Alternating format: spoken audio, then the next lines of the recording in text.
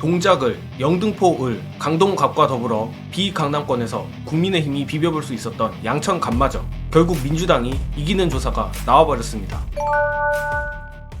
개인적으로 매우 기다렸던 양천갑 여론조사가 깜깜이 기간 직전에 결국 나왔습니다. 조선일보, TV조선 의뢰 K스탯 리서치가 4월 1일 2일 실시한 양천갑 지역구 여론조사에서 민주당 황희 46%, 국민의힘 구자룡 41%로 나와 오차범위 내 5% 격차입니다. 서두에 말씀드린 것처럼 양천갑은 국민의힘이 노려볼 만한 몇 개 되지 않는 서울 내 비강남권 지역 중 하나인데, 강동갑은 끝내 조사가 나오지 않았지만 이렇게 되면 결국 동작을, 영등포을, 양천갑까지 모두 민주당이 우세한 상황에서 깜깜이 기간에 돌입하게 됩니다. 특히 제가 개인적으로 양천갑을 매우 궁금해했던 이유는 재건축 이슈가 걸려있는 지역구라 2년 전 대선 때는 당시 이재명 후보와 윤두창이 간 격차가 무려 11.76%나 달했던 지역이기 때문입니다. 또한 황희 후보가 이래저래 당원들에게 밉보인 부분도 있어 안 그래도 어려운 밭에서 진보층의 지지를 제대로 흡수 못하는 것 아닌가 걱정했습니다.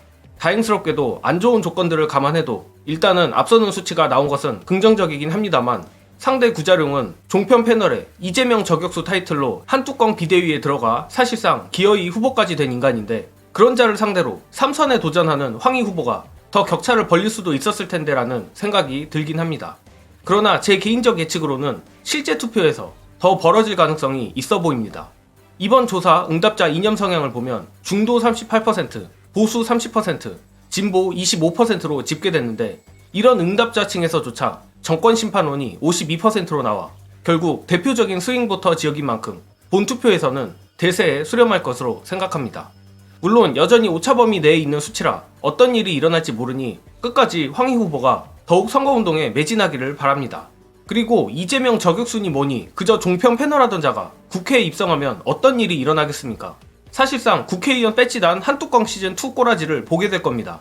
정말 윤핵관도 윤핵관이지만 친뚜껑계 인사들은 더욱 이가 갈리는데, 황희 후보는 그런 막중한 책임을 지고 있다는 걸 명심하고, 특히 이번에 국회에 또 입성하게 된다면 그때는 이재명 대표를 위해 더욱 적극적으로 싸워주시길 간절히 바랍니다. 마침 한뚜껑이 얘기가 나왔으니 한뚜껑 얘기를 해보자면, 기어이 한뚜껑이가 이젠 이재명 대표를 향해 일배 소리를 하기에 이르렀습니다. 아니, 정작 일배 공천을 했던 당이 어딘데 저런 뻔뻔한 소리를 하는지 모르겠습니다. 심지어 그 발언이 나온 배경은 더 경악스럽습니다. 이재명 대표가 4.3 사건 추념식에서 국민의힘은 제주 4.3 학살의 후예라는 발언에 맞받아친다고 한 것인데, 정작 한뚜껑이는 추념식에 가지도 않았습니다. 선거 판세가 이 지경인데도 읍소는 죽어도 못하겠고 끝까지 막말로 돌파가 가능하다고 판단한 모양인데, 정말 인간 같지도 않은 자입니다. 한뚜껑 본인은 총선 이후 당권에 도전한다는 식으로 암시하지만 가당치도 않습니다. 총선 이후 뚜껑이가 맞이해야 할 미래는 오직 차은택 엔딩입니다.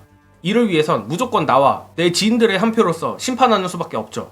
극악무도한 한뚜껑이의 차은택 엔딩을 보기 위해서라도 꼭 나의 투표는 물론 주변 투표 동료까지 부탁드리며, 끝으로 온갖 똥폼 잡던 한뚜껑이가 결국 이 지경이 된 이유 공유드리며 저는 이만 물러가겠습니다.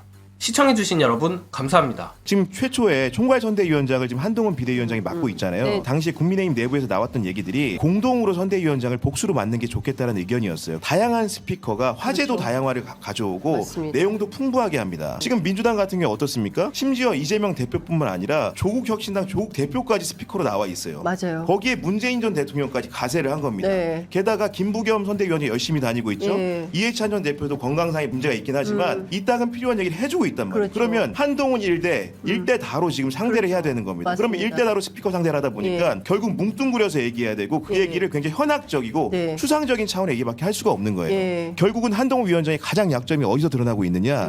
일선 유세 현장에 지원 유세를 갔을 때요. 네. 가서 할 수 있는 말이 범죄밖에 없는 거예요. 아이고야. 그 이상 구체적이고 세부적인 내용들을 담아낼 수 그릇이 안 되기 때문에 선거 현장에 풍부한 얘기들 혼자 담아내기 어려운 상황인 것이다. 그런 부분들의 한계를 여실히 보여주고 있고, 그거는 선대위원장 체제의 구조에서 기인한 것이다.